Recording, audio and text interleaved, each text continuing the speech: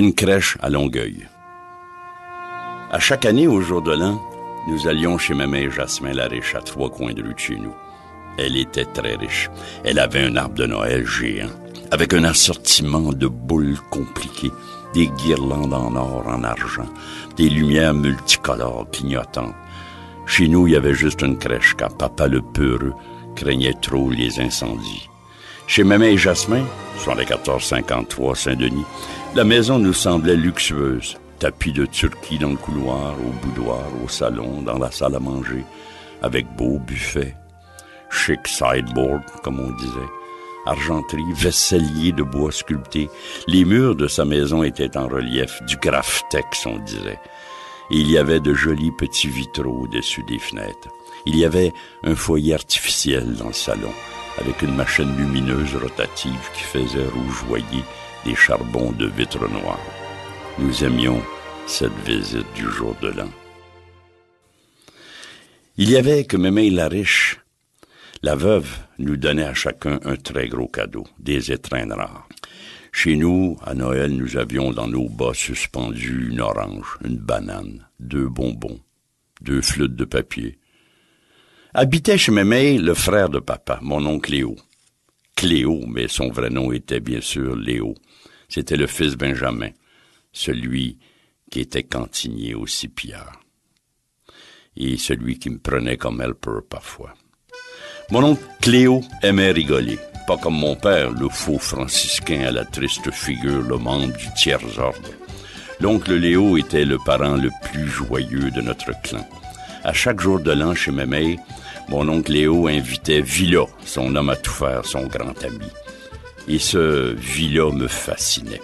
Il jouait des claquettes avec des os de cochon. Il jouait de l'harmonica, du ruine-babine, de la guimbarde, qu'on appelait une bombarde. À Noël ou au jour de l'an, Villa nous faisait danser des gigues, nous entraînait dans ses chansons à répondre. Envoyez la petite jument, envoyez la petite... Ou bien, il y a des hommes de rien qui viennent et qui viennent. Un animateur, Villa. D'une énergie rare, cet ami de Léo. Chaque jour de l'an, on avait hâte, les enfants, de revoir ce bouton de train déchaîné, au visage osseux blanc comme un drap, mais si plein de vie. Je vous raconte une découverte à ne jamais oublier en cette veille du jour de l'an. J'avais 9 ans, 1940. L'oncle Léo qui me téléphone. Cette année, mon Villa veut pas venir fêter. Il dit qu'il y a de la maladie chez lui, son plus vieux, à m'aider. Quoi? Je découvrais que notre saltimbanque annuel avait une famille. Il avait un enfant malade. Il était donc un papa. Comme moi, j'en avais un. J'étais surpris. On s'imaginait l'égocentrisme des enfants, que le joyeux Drille au Villa était une sorte de bouffon sorti de nulle part. Un clown descendu du ciel pour le bonheur de la famille Jasmin. Oncle Léo ajouta, « Tu sais que Villa, il t'aime beaucoup, mon Claude. Tu vas venir avec moi? On va aller le convaincre. On va aller y secouer les puces. Un jour de l'an sans lui, ce serait pas un vrai jour de l'an. » J'étais d'accord. Mon oncle s'emmena dans sa Ford rouge vin et en voiture. « Où est-ce qu'il habite, votre ami au Villa? » Léo me dit, « Je sais pas trop, j'y suis jamais allé. Regarde, j'ai griffonné son adresse sur mon paquet de Players. C'est de l'autre côté du fleuve, Rive-Sud, près de Longueuil. » Derrière la banquette de la Ford, il y avait des tas de sacs remplis de vieux journaux. « Pourquoi tous ces vieux journaux, mon oncle? »« Ah ben, c'est lui qui me demande ça, mon Villa. Il dit que ça y fait du calfeutrage, mes vieilles gazettes. Il est pas riche, tu sais. » Ça aussi m'étonnait. Non pas qu'il soit pauvre, mais que cet artiste puisse avoir besoin de si primaire. Ce grand désossé n'avait eu pour moi jusqu'ici aucune réalité vraie. J'allais rencontrer chez lui notre bouffon rituel dans un autre cadre, dans sa maison. On traversait le pont Jacques-Cartier. Mon oncle Léo stoppa un garage pour demander où se trouvait l'adresse fournie. Le garagiste, la fumée lui sortait des narines, se pencha à notre portière. « Oh, oui. C'est là, c'est plus au sud. C'est en arrière de Longueuil. C'est un trou. C'est le faubourg Jacques-Cartier. Des chômeurs s'installent là sans permis ni rien. Ils n'ont pas d'égout, ils n'ont pas toujours l'aqueduc, pas d'eau courante. » Diable! Où Villa vivait donc dans la misère. Cela m'était incompréhensible. Un homme si chaleureux, si gai, si gigotant. Combien il a d'enfants au Villa, mon oncle? Je sais pas trop, qui me dit, 4, 5. Je l'ai connu aussi, Pierre. Il était surnuméraire et puis il a perdu sa job bien vite. Il savait rien faire, au fond. Il était moins bon que nos vaillants nègres pour porter les valises. Quoi, au vilain, un bonarien? Lui qui savait si bien raconter des histoires, qui jouait si bien de sa musique à bouche, qui savait faire danser toute notre tribu. Lui, un bonarien. Je me réveillais raidement. Au sud de Longueuil, on avait une pancarte Ville-Jacques-Cartier, défense de Dompé. Défilaient des bouts de rue tristes, des maisons sinistres, avec des murs rafistolés d'annonces rouillées, de Kick, de Coke, de Pepsi, de 7-Up. Plaquages bizarres, rafistolage inouï. Morceaux de bois vermoulu, restant de prélats, planches décolorées, portes sans peinture, fenêtres aux carreaux brisés, rideaux de guenilles souillés. Au carrefour, des silhouettes louches courbées, mains dans les poches, colères relevées. Ce faux filet semblait fuir. Des ombres indiscernables. Ma foi, j'étais dans un conte de Charles Dickens.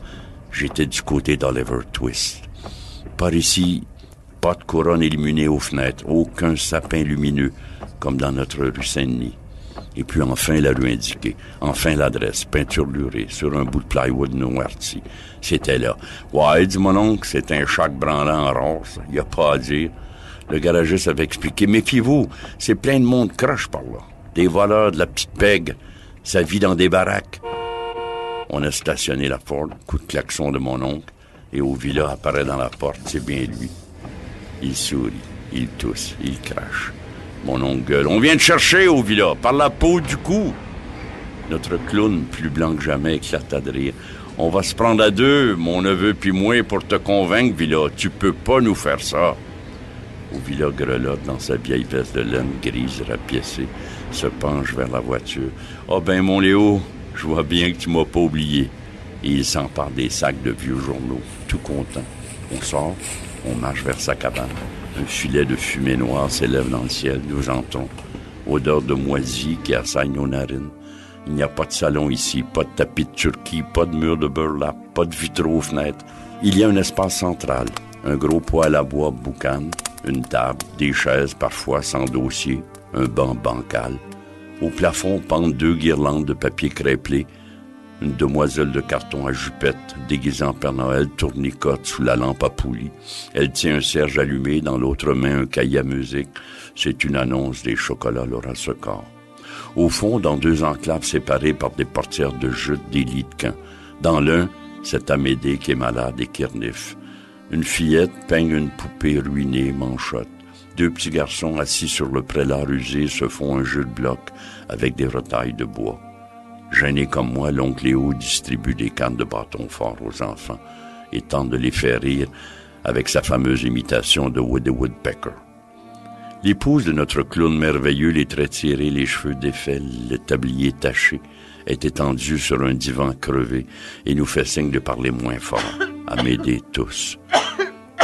Tous nous regardent sans sourire et puis, au villa, nous conduit au fond d'une chambre et on découvre dans une caisse d'orange vide un bébé naissant. Oui, mes amis, c'est notre petit nouveau-né. Ça a été notre cadeau à Noël. Il est né à minuit. C'est le docteur Ferron qui est venu délivrer Marita. La mère aux dents cassées dit, on va le faire baptiser après-demain. Et devinez comment on va l'appeler. Au villa prend le bébé dans ses maigres bras et dit, Noël, bien entendu, Noël Vérono. C'est notre petit Jésus. Je savais plus où me mettre, je n'avais jamais vu la misère, celle dont nous parlait le curé, les frères à l'école. Je m'imaginais qu'il n'y avait que nos petits Chinois à 10 cents pour connaître tant de pauvreté. Mon oncle s'accroupit près de la caisse d'orange berceau et resta muet un long moment. Et puis, à ma grande surprise, mon oncle entonna d'une voix enrouée, « Il est né le divin enfant, jouer au bois, résonner musette. » Au villa chanta lui aussi, « Dans cette étable, que Jésus est charmant, qu'il est aimable. » Toute la famille Véronée entonna le cantique, et moi je me taisais, j'avais plus de voix.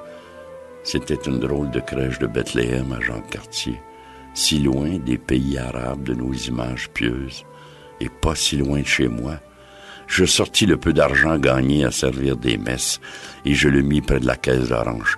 Oncle Léo m'imita, il sortit 2,5, 2,2 et et des dollars tout fripés. « Tiens, mon Villa, c'est pour leur acheter des petites douceurs demain au jour de l'an. » Bien catéchisé, je songeais à Joseph et Marie, mais ici il n'y avait ni bœuf ni âne. Il n'y avait que 2 poules près de leur cabane dehors et un coq aveugle. Au Villa remercia, sortit son harmonica et joua mélancolique un Canadien errant. Il fallait repartir. Rendu dehors, l'oncle Léo dit « Demain, Villa, c'est vraiment définitif, tu viendras pas. Si tu viens, tu repartirais pas les mains vides, mon Villa. » Villa regardant dans la fenêtre, sa femme, son petit Jésus nommé Noël dans les bras, et finit par nous dire « Bon, ok Léo, je vais y aller, mais pas longtemps, je resterai pas longtemps. Et puis, merci encore pour tes sacs de vieux journaux. » J'avais remarqué les gazettes fixées partout sur les murs contre le froid du dur hiver québécois. Eh bien, le lendemain, chez Mémé et Jasmin, quand Villa entonna de sa belle voix de basse ton rituel minuit chrétien, et puis les anges dans nos campagnes, et puis, avec son ruine babine, ça berger, assemblons-nous, j'étais rendu comme ailleurs, j'étais en arrière de Longueuil, et je songeais encore à la crèche Caisse d'Orange, et je me disais, ça peut donc être vrai, un Jésus né dans une étable.